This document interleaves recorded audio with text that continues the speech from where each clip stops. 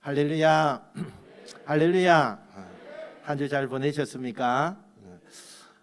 오늘 보니까 너무나 더 화사하게 좋은 것 같습니다. 너무 감사합니다. 날씨가 이제 이번 한 주간은 굉장히 추워진다고 그래요. 그러니까 여러분들 건강 조심하시기 바랍니다. 여러분, 우리 행복한 교회 만들기 지금 잘 하고 계시죠? 대답이 너무 안 좋아. 행복한 교회 만들기 잘 하고 있습니까? 우리 지난주에 행복한 교회 만들기 어떤 게 있었죠?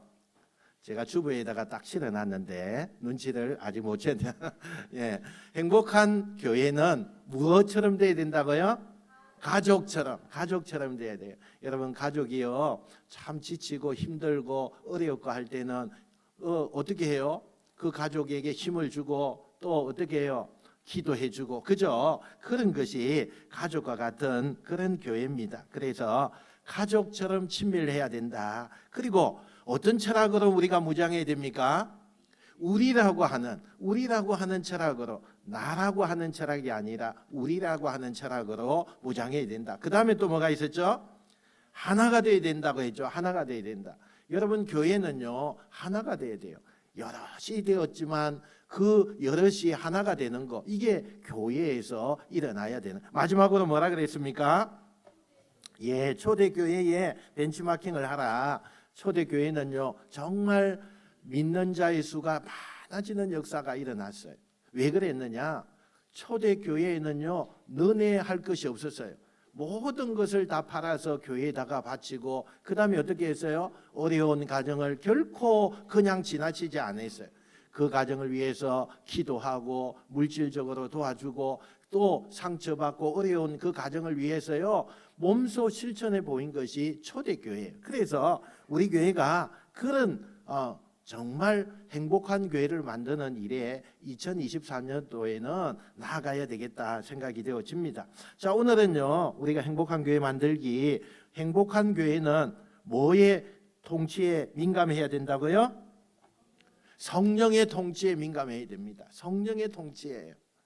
오늘도 우리가 행복한 교회 만들기 말씀으로 나아가려고 합니다. 우리 교회가 기필코 2024년도에는 행복한 교회, 오고 싶은 교회, 하나님이 기뻐하시는 교회로 만들어가는 놀라운 은혜가 있으시길 축원합니다. 우리 한번 따라합시다. 행복한 교회, 오고 싶은 교회, 하나님이 기뻐하시는 교회. 할렐루야. 할렐루야. 네, 감사합니다. 우리가 이런 교회로 만들기 위해서 우리가 배우고 실천하는 그 삶을 잘 살아야 되겠습니다. 그러면 행복한 교회는요 행복이 올 때마다 느껴지는 거죠.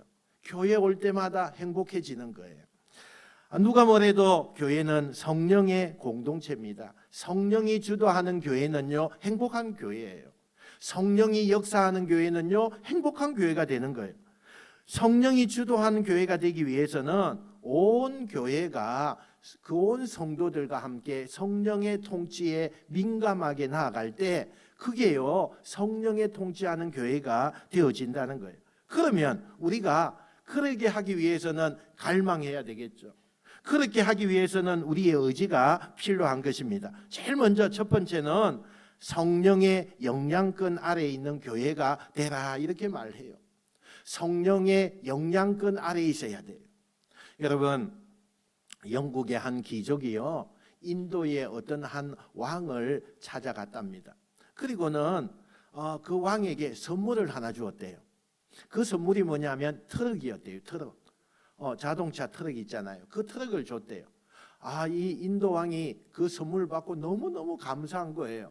야, 정말 보지도 듣지도 못했던 그 트럭을 받았으니 얼마나 감사해요. 그래서 너무 감사했는데 그리고 나서 이제 헤어졌대요. 얼마 지났을까요? 한 6개월이 지났을까요? 지나고 나서 이 영국의 한 귀족이 또 인도에 가게 되어서 그 왕을 찾아가게 되었대요. 근데 가서 보니까 그 소가요 한 10마리 정도가 그 트럭을 끌고 있는 거예요. 이걸 보고 이 귀족이요 깜짝 놀랐어요. 아니, 저 트럭을 왜 소들이 끌고 있지? 그러면서 이야기를 했어요. 왕을 불러서 왕이시여, 이 트럭에 휘발유를 붓고 그리고 운전을 하면 이 트럭 뒤에 아마 100마리 정도의 소도 끌 수 있습니다. 그렇게 이야기를 하면서 직접 운전을 하는 모습을 보여줬다는 거예요. 정말 여러분, 그걸 보고 인도의 왕이 입이 쫙 벌어졌어요. 성령을 받기 전에 신앙생활이라고 하는 것은 우리가 트럭을 끄는 것과 같습니다. 그러나 성령을 받으면 성령이 트럭을 움직이게 하는 줄 믿으시기 바랍니다. 여러분, 성령의 삶은요, 성령과 함께 살아가는 삶을 말하고 있습니다. 성령으로 태어나지 않으면 하나님 나라의 관계를 맺을 수도 없고 알 수도 없게 되는 것입니다. 요한복음 3장 5절 말씀요, 한번 같이 읽어볼까요? 시작. 예수께서 대답하여 이르시되 진실로 진실로 내게 이르노니 사람이 거듭나지 아니하면 하나님의 나라를 볼 수 없느니라. 할렐루야. 여러분, 땅에 사는 사람이 하나님 나라의 관계를 맺는 방법은 오직 성령으로 태어나는 것밖에 없어요. 그렇지 않으면 하나님 나라 볼 수도 없어요. 알 수도 없습니다. 느끼지도 못해요. 그뿐 아니라 성령의 삶을 살아갈 수도 없다는 사실입니다. 예수님은 제자들의 그 곁을 떠나시면서 우리에게 무엇을 주셨느냐 하면 성령을 너희에게 선물로 준다고 말씀했어요. 그러나 세상은 예수님께서 성령을 우리에게 선물로 주셨는데 그 보혜사 성령님을 받을 능력이 없는 거예요. 받을 수가 없어요. 성령을 볼 수도 알 수도 없어요. 그래서 정말 성령이 존재하고 성령의 역사가 일어나지만 그것을 알 수 없으니 경험되어지지가 않는다는 거예요. 성령은 오직 믿는 자들로 하여금 예수를 주시라고 고백하는 그런 사람들에게 그 성령께서 우리의 몸을 집으로 삼아서 함께 거하시게 된다는 사실이에요. 오늘 우리 본문요, 고린도전서 3장 16절 한번 같이 읽어봅시다. 시작. 너희는 너희가 하나님의 성전인 것과 너희 안에 계시는 것을 알지 못하느냐. 아멘. 여러분, 성령이 얼마나 대단한지 아세요? 돌같이 굳은 마음이요, 정말 부드러운 마음으로 변화되는 것이 그게 성령의 능력이에요.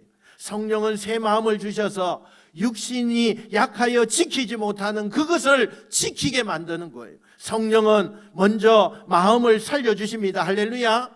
성령은 마른 뼈같이 죽은 마음도요 살려내는 거예요.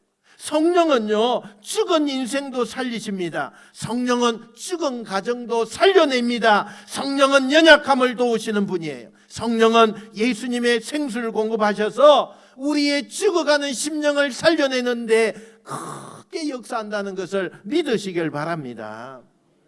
여러분, 여러분의 마음속에, 여러분의 인생 속에 죽어가는 것이 있습니까? 성령의 역사를 통해서 살려내시는 놀라운 기적이 나타나시길 축원합니다. 그러면 성령의 생수가 들어가고 예수님의 그 놀라운 은혜가 들어가면 마음이 살고 우리의 육신이 살고 가정이 살고 교회와 민족과 세계가 살아나는 것을 믿으시기를 축원합니다. 여러분은 어떻습니까? 성령을 받았습니까? 성령을 받았다면 성령께 속한 사람입니까? 한번 질문해 주세요. 받아보세요. 성령이 여러분의 삶을 지배하고 있습니까? 그런데요, 정말 불행한 일들이 많아요. 성령의 실존은 인정해요. 그런데 성령의 역사가 내 속에 경험되지 못하는 그리스도인들이 얼마나 많은지 몰라요. 이 땅에 그런 사람들이 너무너무 많아요. 성령이 경험되어지지 않으니까 나는 너무 지치는 거예요. 나는 너무 힘든 거예요. 성령이 나에게 있다는 것은 알지만 그걸 경험하지 못하니까 여러분의 인생이 너무나 초췌해지는 것을 보게 돼요. 어떤 현실과 사건 앞에 서기만 하면 성령께 오지 않은 것이 아니라 자기의 감정과 생각과 판단대로 행동하고 움직이게 되더라는 거예요. 그러니 교회 안에서도 이해가 안 되는 일들이 너무너무 많이 일어나는 거예요. 그리스도의 삶은요 성령 충만한 삶으로 설명되어져야 돼요. 그러면 도대체 성령 충만이 뭡니까? 여러분, 성령 충만이 뭐예요? 충만하다는 것은 우리가 요 물컵에요, 물이 있어요. 제가 물을 요만큼 부어놨습니다. 충만은 지금 이게 충만이 아니에요. 충만은 어떤 거죠? 물이 계속 부어져서 흘러 넘쳐 나오는 것이 그게 충만이에요. 여러분, 성령 충만이라는 것은요, 성령님에게 이끌려서 삶이 사라져 가는 거예요. 그게 성령 충만이에요. 성령으로 거듭난 사건과 성령 충만은요, 좀 달라요. 평생 자신을 지배했던 거 있잖아요. 그 생각, 욕망, 본능, 이게 하루아침에 사라지지 않습니다. 성령이 내 속에 왔다고 해서 그것이 사라지지 않는다는 사실이에요. 평생 지배했던 생각과 욕심과 본능이 사라지지 않으니 내가 신앙생활 할 때에도 그 성령께 이끌리는 것보다 어때요? 내가 가지고 있는 생각, 본질, 욕심 뭐 이런 것에 이끌려서 내가 살게 된다는 거예요. 아니, 성령이 내 속에 있는데도 불구하고 내가 그 성령에 의지해서 삶을 살지 못한다는 거예요. 그러니 얼마나 인생이 고달프겠어요. 성령께 의지해서 맡기면 인생이 행복하고 날마다 날아가는 것처럼 가볍게 되어질 텐데, 우리는 내 생각과 내 고민과 내 모든 본질만 가지고 나가니, 그러니 인생의 삶이 너무너무 힘들다는 거예요. 여러분, 이와 같이요, 관련해서 대구의 동신교회 원로 목사님 권성수 목사님은 이렇게 말하는 것을 봐요. 저는 청년 시절에 예수 그리스도께 내 인생을 다 넘기는 것이 너무 싫고 무서웠습니다. 예수님이 내 인생의 주인이 되시면 내 인생이 망할 것 같았습니다.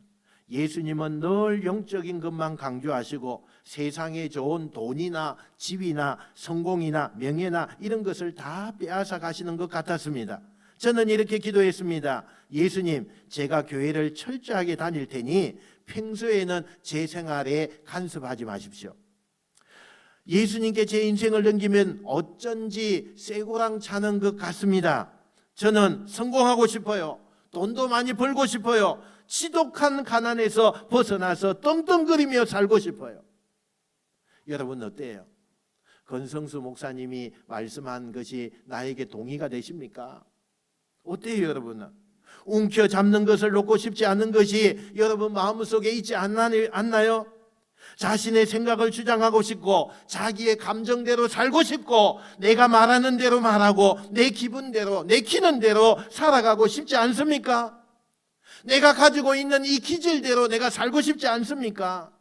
그런데 성령은 마음대로 살려고 하는 여러분의 그 인생에 개입하고 싶어 하시는 거예요. 여러분의 생각을 자꾸 통제하길 원하시는 거예요. 여러분이 감정대로 말하고 행동하는 그것에 그렇게 하지 못하도록 막으시는 분이 성령님이세요. 여러분이 기질이 있더라도 성령의 소욕을 따라 살기를 원해야 된다는 거예요. 만약 여러분의 성령의 간섭을 받지 않고 육신의 소욕을 따라 행하게 된다면 여러분은 영적인 삶이 이루어지지 않아요. 내 육신대로 살게 되는 거죠. 내가 성령을 내 속에 모셨다고 내가 자부하고 있지만 아니에요. 내 생활은 영적인 삶이 주어지지가 않는 거예요. 그뿐만 아니라 공동체의 행복도 깨어지는 거예요. 여러분의 인생을 성령의 영향권 아래 묶어 두셔야만이 여러분 주님이 주시는 그 행복함이 나에게 온다는 거예요. 이런 삶이 가장 아름답고 귀한 삶이 되어지는 것입니다. 성령 하나님은 그리스도의 몸된 교회를 세우기 위해서 다양한 사람들 다 불렀습니다. 각자에게 직분을 허락하시고 그 직분을 감당할 힘까지도 여러분에게 다 주십니다. 그리고 그리스도의 몸에 속한 모든 성도는요, 각자에게 주신 그 은사에 따라서 교회를 아름답게 섬기기를 원하시는 분이 성령님이에요. 은사라는 것은 하나님께서 주신 각자의 특기 혹은 재능, 이것을 말씀해요. 성령으로 거듭난 사람이라면 누구든 분명히 하나님과 이웃을 향하여 내가 은사를 발휘할 수가 있어요. 그리고 정말 그 은사를 통해서, 그 재능을 통해서 늘 영광을 받으시는 분이 하나님이세요. 성령은 그 은사를 여러분에게 주셔서 너무나 즐겁게 헌신하고 내가 잘하는 부분에 헌신하면서 그렇게 살게 만드시는 분이에요. 물론 성령께서 각자에게 주시는 다양한 은사는요, 너무나 다양해요. 그러기에 서로 비교해서도 안 됩니다. 아, 저것이 더 좋으니까 나는 왜 이것밖에 안 줬습니까? 이렇게 할 필요도 없어요. 각자에게 주신 은사는 어떤 것이든지 가치가 있어요. 어떤 것이든지 그게 소중한 거예요. 자신에게 주시는 그 은사를 통해서 자신이 가지고 있는 그 잘하는 거 있잖아요. 그런 것을 통해서 하나님 앞에 쓰임받기를 원하는 것이 성령의 마음이에요. 은사는요, 좋고 나쁨이 없습니다. 선호도의 문제예요. 사용의 문제예요. 어떤 은사든지 간에 은사를 잘 활용해서 그리스도의 몸을 세우는 일에 사용하면 하나님이 크게 영광 받으시는 거예요. 그리고 늘 그 사람을 쓰시는 거예요. 성령의 의지에서 삶을 살게 만드시는 거예요. 중요한 것은 그 은사를 가지고 내가 게으름을 피우면 안 되고, 받은 은사와 직분을 통해서 많은 것을, 많은 일을 하게 하시는 그 마음을 내가요 방해하면 안 돼요. 하나님은 그걸 원하셔요. 여러분에게 건강도 주시고 여러분에게 할 수 있는 능력도 베풀어 주시고, 그래서 그 은사를 활용하게 만드시는데 그걸 내가 막으면 안 된다는 거예요. 여러분, 프랑스의 한 왕이 용맹하고 영리한 세 아들이 있었대요. 근데 고민을 왕이 하게 돼요. 하루 저녁에는 잠을 자지 않고 고민을 합니다. 이 세 아들 가운데 나의 왕직을 누구 아들에게 물려주면 좋을까? 이렇게 고민을 하게 되는 거예요. 내가 이제는 얼마 살지 못할 것 같은데 어느 아들에게 내 왕직을 물려줄까 고민을 하다가 좋은 생각이 떠올랐어요. 그래서 왕은 그 다음 날에 그 세 아들을 다 불렀어요. 그리고는 감자 한 자루씩을 그 아들에게 다 준 거예요. 자, 한 자루 세 자루를 이렇게 주면서 이렇게 이야기합니다. 내년 1년이 지난 이날에 너희들이 다 그 감자를 가지고 와라, 이렇게 이야기를 했대요. 그래서 이제 시간이 많이 흘러서 1년이 되었어요. 이제 첫 번째부터 세 번째 왕자들이요 다 그 아버지 앞에 온 거예요. 첫 번째 왕자는요, 이 감자를 얼마나 잘 간수했든지, 시원하고 또 신선하게 그렇게 잘 관리했든지 그 주신 감자를요 그대로 한 자루 그대로 다 가지고 온 거예요. 두 번째 왕자는요, 내가 이걸 좀 불려야 되겠다. 그래서 감자가 좀 비싸게 나갈 때에 그걸 팔았어요. 그리고 좀 싸게 이렇게 감자가 나올 때에요 그 감자를 팔았어요. 그래서 두 자루를 들고 왕에게 온 거예요. 세 번째 왕자는요 아무것도 들고 오지 않았어요. 그래서 왕이 너무 궁금해서 물었어요. 너는 왜 아무것도 들고 오지 아니했느냐? 그렇게 물었더니요, 이 세 번째 왕자가 이야기해요. 정말 저는 빈손으로 왔습니다. 그런데 보여드릴 게 있습니다. 아버지, 형님들 저와 함께 같이 나가보시죠. 그러면서 따라갔는데 보니까 셋째 왕자가 일구어 놓은 그 감자밭에 꽃이 활짝 피어 있었다는 거예요. 이 셋째 왕자는 그냥 입을 다물지 못하는 왕과 형들에게 이렇게 말합니다. 지금은 아버님, 제가 감자를 들고 오지 못했지만 곧 굵은 감자를 수확하게 될 겁니다. 이 모두를 아버지에게 드리겠습니다. 이렇게 이야기를 했다는 거예요. 여러분, 이게 바로 지혜로운 인생인 거예요. 인생은 가꾸기 나름입니다. 재능도 은사도 어떻게 개발하느냐, 결과가 달라지는 거예요. 같은 직분을 받았지만 사람이 자기의 직분을 어떻게 활용하느냐, 그 직분에 대한 것이 달라지는 거예요. 엄청나게 달라져요. 직분을 받기 전에는 충성을 다하고 힘을 다하고 능력을 다하던 사람이 장로가 되고 권사가 되고 집사가 되니까 그 다음에 섬기지 않는 고약한 예도 있습니다. 그렇다면 직분을 얻기 위해서 열심을 보인 것입니까? 우리에게 직분과 은사를 주신 하나님께 언젠가는 심판 자리에 내가 서야 된다는 것을 잊었단 말입니까? 착하고 충성된 종인지 악하고 게으른 종인지 반드시 주님께서 판단하게 될 것입니다. 우리가 그날을 염두에 두고 섬기는 일에 충성을 다하여서 우리 부강교회가 행복한 부강교회, 누구나 오고 싶은 교회가 우리 교회가 되시기를 주님의 이름으로 축원드립니다. 행복한 교회는 두 번째요, 평신도 사역자를 세워라, 이렇게 해요. 평신도 사역자를 세워라. 여러분, 교회의 구성은 99%가 평신도고 1%가 교육자예요. 그러니 평신도가 엄청난 많은 자원이 된다는 거예요. 그럼에도 한국교회는 목회자 중심으로 사역이 계속적으로 이루어져 갔습니다. 그러나 베드로가 이렇게 말해요. 베드로전서 2장 9절 말씀 우리 같이 한번 읽어봅시다. 베드로전서 2장 9절 시작. 그러나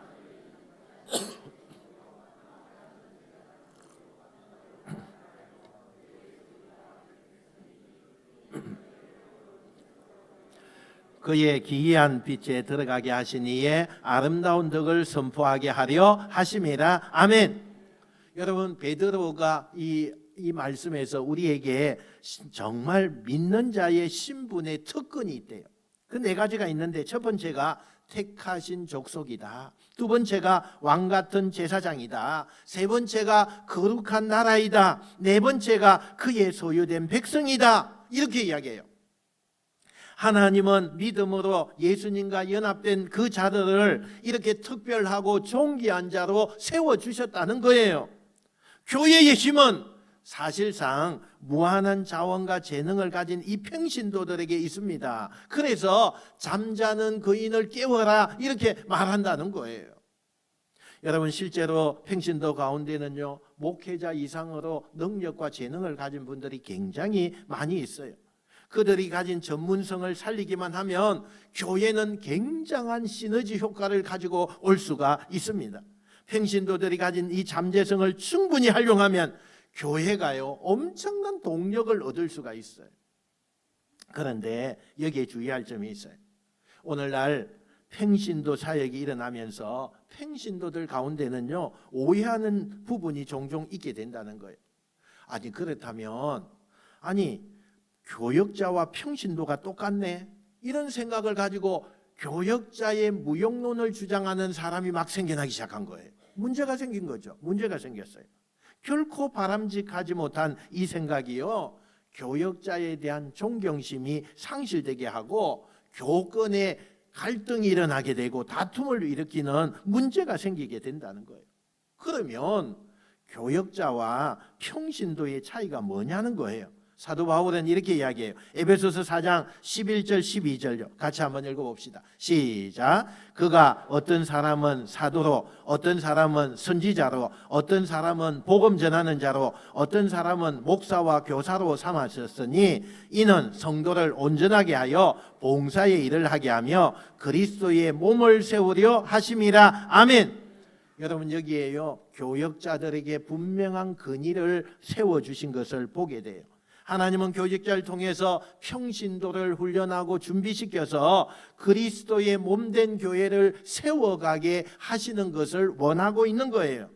교육자는 평신도를 하나님의 말씀으로 훈련해서 영적으로 성숙시키는 것입니다. 훈련된 평신도 사역자는 그리스도의 몸인 이 성전에서 하나님의 그 능력의 말씀을 우리가 받고 교육받아서 하나님의 영광을 나타내는 일로 쓰임 받는 거예요. 그런데 이것이 역기능으로도 나타나기도 했다는 거예요. 교회 안의 모든 직분은 목회자의 영적 권위를 인정하고 존중해야 되는데도 불구하고 주도권 싸움의 대상이 되어서요, 어떤 교회는 장로가 되면 목사를 견제하고 감독하는 일을 해야 된다, 이렇게 사명을 아는 사람도 있어요. 얼마나 잘못된 일이에요. 목사를 견제하고 감독할 사명이 어디 장로에게 있어요? 헌법이나 말씀에 어디에도 이런 규정은 없어요. 장로와 집사와 권사는 성도를 섬기고 교회를 세워가고 교회를 아름답게 섬겨나가는 일을 해야 되지, 그게 어떻게 잘못된 걸로 변형이 됐는지 모르겠어요. 성도들도요 그런 오해해요. 자신의 사명을 그렇게 오해하는 거예요. 사사건건 목회의 제동을 걸어요. 여러분 회개하셔야 돼요. 아직도 그 일이 옳은 거다 이렇게 생각하는 분이 있으면 회개하셔야 돼요. 하나님 앞에 가기 전에 철저하게 회개하셔야 돼요. 여러분 목회의 걸림돌이 되어서는 안 돼요. 목회자의 사기를 떨어뜨리면요 거기에 사단이 틈을 타요. 그리고는 교회를 분열시켜요. 장로가 되면, 직분자가 되면 그렇게 견지하라 세운 것이 아니에요. 이런 교회는 자기들도 모르는 사이에 사탄의 뜻에 걸려들고 시험을 당하고 마는 거예요. 목회자들의 영적 권위를 인정하고 순종할 때 교회는 행복한 교회로, 하나된 교회로 나아갈 수 있다는 거예요. 그러므로 성도는 주체의식을 갖고 교회를 잘 섬겨야 합니다. 평신도는 교회의 격체가 아니고 구경꾼이 아니에요. 평신도는 주도꾼으로 하나님의 일을 섬기는 일에 내가 자진해서 그렇게 나가야 돼요. 방관자, 구경꾼 이렇게 하면 안 돼요. 여러분 현대교회의 성도들 가운데는요 방문객들이 많아요. 여러분 방문객이 누굽니까? 그냥 한번 왔다가 가는 그런 사람 아닙니까? 그냥 쇼핑을 하듯이 교회를 다녀요. 그러다가 자그마한 어려움이 생기고 시험이 닥치면 미련 없이 떠나는 철새 교인들이 많아요. 이곳저곳을 기웃거리면서 자기 입맛에 맞는 교회를 찾아다닙니다. 소속감, 책임감 그런 것도 없어요. 떠나기 교인가 어떻게 교회를 아름답게 세워갈 수 있겠어요? 그래서 건강한 교회가 되려면 평신도들이 주체의식을 갖고 자발적으로 섬기는 일을 해야 됩니다. 그런 교회가 행복한 교회가 되는 거예요. 그런데 주의할 점이 있어요. 여기에도 주체의식이 너무 지나치다 보니까 잘못된 주인의식으로 빠져나가는 그런 교인들도 있어요. 교회의 주인은 목회자가 아니다, 우리다 그렇게 생각을 한다는 거예요. 여러분 이건 성경적인 패러다임이 아니에요. 짧게 사역하고 떠날지라도 주님이 자신의 몸인 교회를 섬기도록 위임해 준 그런 사역자, 하나님이 세우신 사역자예요. 교회의 주인은 분명히 예수 그리스도가 되셔야 돼요. 모든 이가 예수 그리스도의 머리됨과 주도권 아래에 있어야 되는 겁니다. 그분의 통치 앞에 모두가 잠잠해야 돼요. 누가 그분 앞에서 소리를 지를 수 있겠다는 말입니까? 현대교회는 교회 안에 힘 있는 자들의 목소리가 너무 커서 교회의 통치자이신 예수님의 목소리가 들리지 않아요. 그러다 보니 교회가 흔들려요. 성도들이 행복한 신앙생활을 하지 못해요. 건강한 주인의식이 반드시 필요한 것입니다. 언젠가 세미나에서요 교회에도 건설적인 야당과 비판 세력이 있어야 하지 않습니까? 이런 질문을 들은 적이 있어요. 여러분 비판자들이 걸어가고자 하는 사람이 생각할 게 있습니다. 제일 먼저 첫 번째는요 건설적인 야당으로 이것저것을 심판하는 성도 본인의 신앙생활이 결코 행복하지 않아요. 결코 행복하지 않아요. 그런 마음을 가졌는데 어떻게 설교가 들릴 수가 있고 그러면 영적 생명력을 상실하게 되어버린 거예요. 두 번째는 그들의 가족의 신앙이 점점 병들어 가게 돼요. 결국에는 교회를 떠나요. 가족들이 교회를 떠나요. 세 번째는 이런 사람은 악성 종양과 같아서 다른 성도들에게 전염을 시켜요. 공동체를 병들게 만들어요. 네 번째는 그들의 비판과 반대로 목회자의 자기의 열성과 열정이 식어져 버려요. 이런 점에서 목회자는요 교인의 그 교회의 힘인 평신도를 하나님의 말씀과 계획주의 입장에 근거해서 올바르게 훈련시키는 것이 너무나 중요하다는 거예요. 훈련된 평신도 지도자를 통해서 예수님의 교회를 세워가는 것은요 너무나 아름답게 되어져 가는 것을 우리가 보게 됩니다. 그렇다면 평신도 지도자는 목회자로부터 사역을 위임받고 그리스도의 몸인 교회를 세우는데 바르게 나아가야 됩니다. 목회자와 평신도 한 사람 한 사람이 자기에게 주어진 그 사역을 잘 감당하고 충실할 때 교회는 행복한 교회로 되어지는 거예요. 이곳저곳에서 행복이 싹트기 시작하고 믿는 자의 헌신하는 자의 그 헌신을 통해서 교회는 하나님의 기쁨이 되고 세상 사람들에게도 복음의 역할을 감당하는 놀라운 교회가 된다는 것을 믿으시는 여러분 되시길 축원합니다. 세 번째요, 마지막으로 상식을 뛰어넘는 교회가 되어야 돼요. 상식을 뛰어넘어야 돼요. 여러분, 인도의 성자라고 불리는 간디가 기독교를 선택하지 않는 이유가 있대요. 이 간디는 끝끝내 기독교를 믿지 않았어요. 그가 이렇게 이야기를 했어요. 그리스도인들이 예수를 전혀 닮지 않았고 닮으려 하지 않기 때문에 나는 기독교를 믿지 않습니다. 여러분, 간디가 학창 시절에요, 많은 갈등이 있었대요. 머리가 너무너무 복잡했대요. 그래서 진지하게 성경을 읽은 적이 있었다고 합니다. 그리고는 기독교로 개종할 것을 고려한 적도 있었다고 그래요. 그는 예수님의 가르침 속에 인도 사람들 구별했던 이 카스트라고 하는 계급 제도에 대한 해결책이 교회에 있겠다, 이렇게 마음을 먹은 거예요. 그래서 이제 내가 이번 주일에는 교회에 가서 내가 말씀을 듣고 목사님과 상담을 좀 해서 내가 정말 기독교로 개종해야 되겠다, 이런 마음을 먹고 그 주일날에 교회를 가게 된 거예요. 교회 예배당에 딱 들어서자 교회에는 누가 제일 먼저 바지하죠? 안내위원이요, 그에게 자리를 안내해 주지 않는 거예요. 그러면서 이런 이야기를 해요. 같은 계층의 사람들과 예배 드리세요, 뭐 그렇게 이야기하고 교회의 자리를 이렇게 안내해 주지 않는 거예요. 간디가 실망했어요. 아니, 기독교인들에게도 계급의 상하가 있다면 그냥 나는 힌두교로 그대로 그냥 남겠다, 그렇게 생각을 했다는 거예요. 그리고 그는 죽는 날까지 개종하지 않았어요. 교회 안에 안내위원이 가진 이 편견은 예수님의 가르침을 심각하게 왜곡시켰어요. 그뿐만 아니라 예수님을 믿으려고 했던 사람들까지도 돌려보내고 만 거예요. 이 얼마나 어이가 없는 일이에요.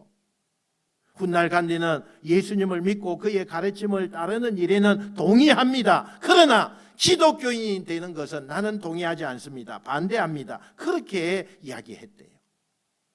그렇게 보면 결국 예수님을 믿게 하는 그것에 막는 것은요, 사단도 아니에요. 아니, 불신자도 아니에요. 누구예요? 바로 기독교인 자신입니다. 우리들이에요. 우리는 간디가 남긴 말을 명심해야 돼요. 나는 예수님을 좋아합니다. 그러나 크리스찬은 좋아하지 않습니다. 왜냐하면 그들은 예수님과 같지 않기 때문입니다. 이렇게 이야기했어요. 여러분, 정말 가슴 깊이 새겨야 될 말이에요. 나 때문에 예수 믿는 것을 막는 적이 있습니까? 세상에 나가서 나 때문에 나는 너 보니까 교회 가기 싫어, 이런 소리 내가 듣는 사람입니까? 회개하셔야 돼요. 회개하셔야 돼요.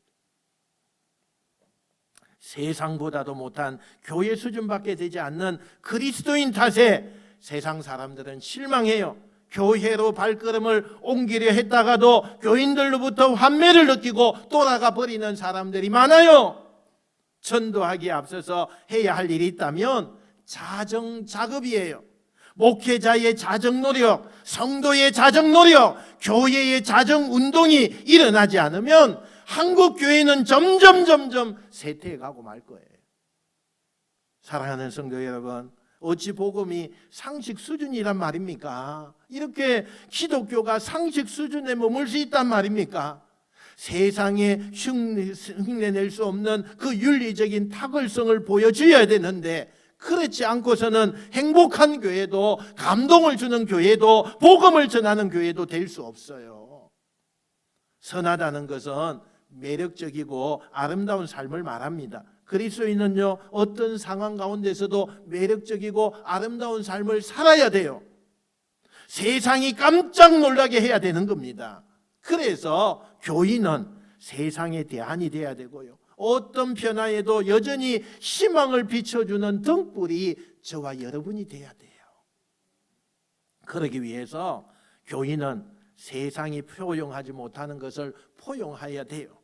세상이 지키지 못하는 법과 질서를 우리는 마땅히 잘 지켜야 되는 것입니다. 이 시대에 사회에서 볼 수 없는 진풍경을 창출할 수 있는 교회, 그 교회가 필요해요.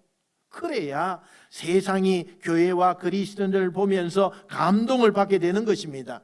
자리 다툼이나 하고 주도권 싸움으로 물든 교회에서는 결코 행복을 맛볼 수가 없어요. 세상에서 볼 수 없는 경이로운 삶으로 감동을 창출하는 복되고 귀한 여러분 되시길 바랍니다. 사랑하는 성도 여러분, 교회가 성령의 통치 아래 있을 때에 탁월한 도덕성이 드러날 수가 있음을 우리는 믿고, 성령의 그 통치에 민감한 여러분들이 다 되시기를 주님의 이름으로 축원드립니다. 기도하겠습니다.